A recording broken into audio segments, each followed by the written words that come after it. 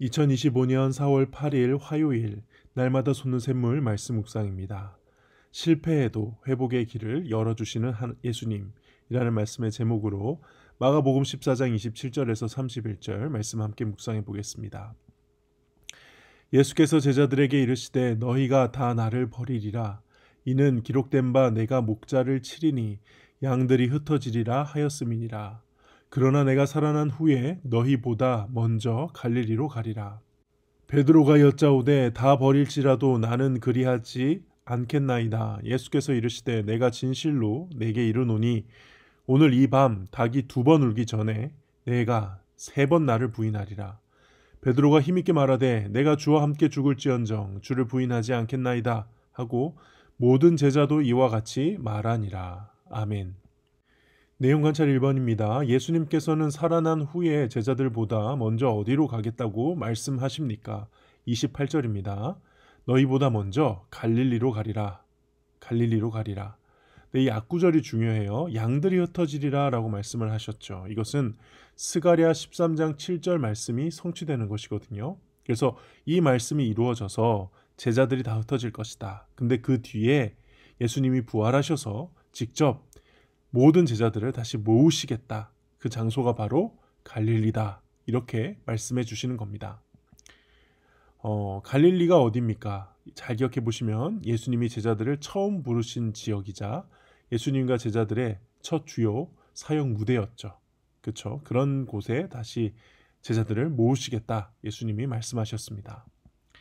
내용 관찰 2번입니다. 베드로는 제자들이 예수님을 버릴 것이라는 이 말씀에 어떻게 반응합니까? 그렇죠. 자신은 절대 부인하지 않겠습니다. 특히 주와 함께 죽을지언정 주를 부인하지 않겠나이다 라고 말하죠. 아마 진심이었을 겁니다. 그가 나중에 칼을 휘두르는 장면만 보아도 이 베드로는 인간적 진심이 분명히 있었습니다. 근데 베드로는 자신의 연약함을 알지 못했죠. 자신도 실패할 수 있는 사람임을 인정하지 못했습니다. 그런 베드로가 결정적인 순간 예수님과 함께 죽을 자리에서는 정작 예수님을 배반하고 부인하고 도망치게 됩니다. 연구와 묵상입니다. 예수님께서는 왜 제자들보다 먼저 갈릴리로 가신다고 말씀하십니까? 갈릴리로 먼저 가겠다고 하셨는데 아마도 그곳이 모든 것의 회복의 시작점이기 때문이 아닐까. 그러니까 예수님은 갈릴리에서 제자들을 처음 부르셨고요. 예수님이 행하신 수많은 기적을 목격했고 제자들도 갈릴리에서 예수님으로부터 권능을 받아 귀신을 쫓아내고 복음을 전했던 기억이 있습니다. 그래서 갈릴리는 그들에게 홈그라운드자 좋은 기억이 가득했던 그래서 그들이 초심을 회복할 수 있었던 특별한 지역이었던 것입니다. 그래서 유대 예루살렘에서는 실패했지만 갈릴리에서 다시 일어서는 것이죠. 이를 보면 예수님은 이 실패한 제자들을 어떻게 다시 회복시킬 것인가 여기까지도 이미 계획해 놓으셨던 거죠. 아직 십자가 지시지도 않으셨는데 예수님께서는 그때까지 그 후에 일어날 일까지 모두 다 바라보고 계시며 한 걸음 한 걸음 나아가고 계셨습니다. 느낀 점입니다. 제자들의 실패를 용서하시고 다시 기회를 주시는 예수님을 보며 무엇을 느낍니까? 이건 아직 지금 실패가 일어나지도 않았는데 이미 실패를 예견하시고 그걸 보시고 이미 기회를 주고 계시는 그런 상황이라는 거죠. 제자들은 자신했습니다. 절대 자신들은 예수님을 배반하지 않겠다고 큰 소리 쳤습니다. 그리고 베드로는 실제로 예수님을 위해 어떻게 보면 칼을 가슴에 품은 거기도 합니다. 그러나 그 모든 것들이 인간적인 열심이었습니다. 아직 어떤 일이 닥칠지 모르기에 자신 있게 말했지만 정작 중요한 순간에는 아무런 능력을 발휘하지 못했고 예수님을 떠났습니다.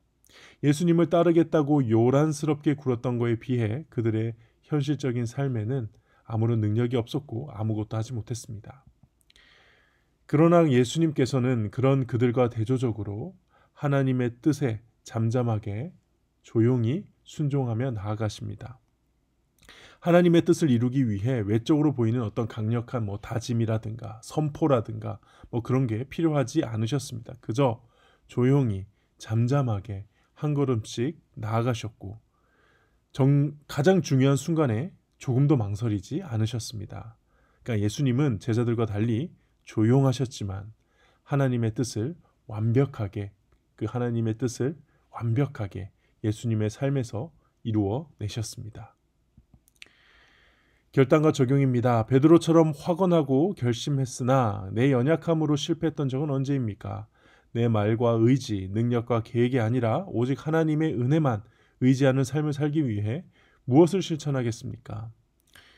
이전에 제가 예수님을 믿을 때 너무 이 제자들처럼 소란스럽게 믿은 것이 아닌가 그런 생각을 했습니다. 그러니까 세상을 변화시키자는 비전을 외치면서 막 이 세상을 내가 막 어떻게 신앙적으로 어떻게 해버릴 것 같이 막 그렇게 말하고 고백하고 나누고 그렇게 막 제가 신앙이 있음을 많은 사람에게 드러내고 인정받는 것을 막 따라갔던 적이 있습니다. 대형 교회 다니다 보니 또 기독교 대학에 있다 보니 그런 문화에 익숙해서인지 무언가 막 눈에 띄는 어필을 막 해야 되는 그게 믿음이라고 생각했던 때가 있었던 것이죠. 그러나 과연 그런 모습들이 정말 나의 현실에서 삶의 능력으로 나타났는지 냉정하게 돌아봐야 될 것 같습니다. 그러니까 하나님의 뜻을 이 땅에서 이룬다는 것은 어찌 보면 이 제자들과 같은 호들갑이 아니라 예수님과 같이 차분함, 예수님과 같은 차분함, 이게 더 맞는 것이 아닐까요? 낮은 물이 잔잔하게 흐르지만 반드시 목적한 곳으로 흘러내리듯이 하나님의 뜻은 그렇게 내 삶에서 이루어가야 하는 것이 아닐까, 그런 묵상과 생각을 오늘 이 아침에 해봅니다. 네, 오늘 묵상은 여기까지입니다. 기도하겠습니다.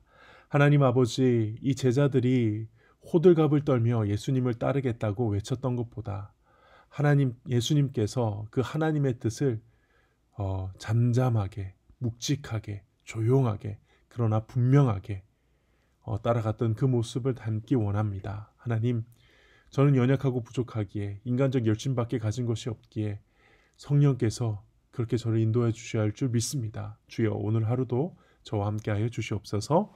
예수님의 이름으로 기도합니다. 아멘.